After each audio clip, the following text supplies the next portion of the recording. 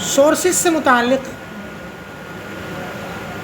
ایک بنیادی اصول جو میں پہلے بھی عرض کر چکا اور دوبارہ بھی عرض کر دیتا ہوں، وہ یہ ہے کہ اجزائے ترکیبی کسی بھی پروڈکٹ کے ہوں، ان کا سورس عام طور پر 3-4 چیزیں ہوتی ہیں، یا حیوانات، یا نباتات، یا معدنیات، یا جمادات، یا مصنوعی اجزاء۔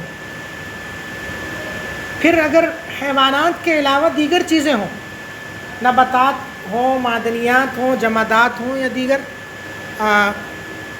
عناصر ہوں، تو وہ سب کے سب حلال ہیں، الا یہ کہ کوئی وجہ حرمت موجود ہو۔ اصلاً تو حلال ہے، لیکن کوئی وجہ حرمت موجود ہو تو حرام ہوں گے۔ اور وہ وجہ حرمت کیا ہو سکتی ہے؟ وہ وجہ حرمت وہی ہو سکتی ہے جو آپ نے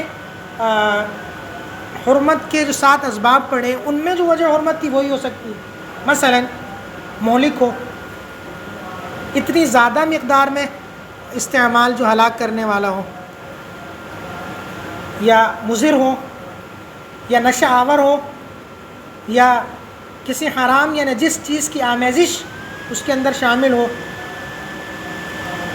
اور مزید ہم یہ کہہ سکتے ہیں کہ اگر انسانی بدن سے کوئی عضو لیا گیا ہے اور وہ شامل ہے کسی پروڈکٹ کے اندر، تو یہ بھی ایک وجہ حرمت ہے۔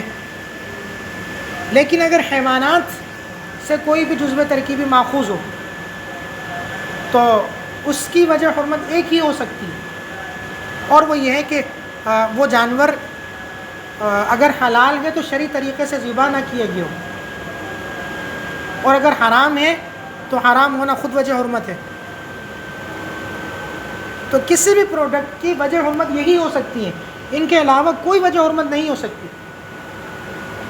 اگر حیوانات سے وہ جزو ترکیبی لیا گیا ہے تو ذبح نہ ہونا یہ وجہ حرمت ہے، اور باقیوں میں جو اسباب 7 ہیں حرمت کے، یا اسباب 6 ہیں، وہ وجہ حرمت بن سکتے ہیں۔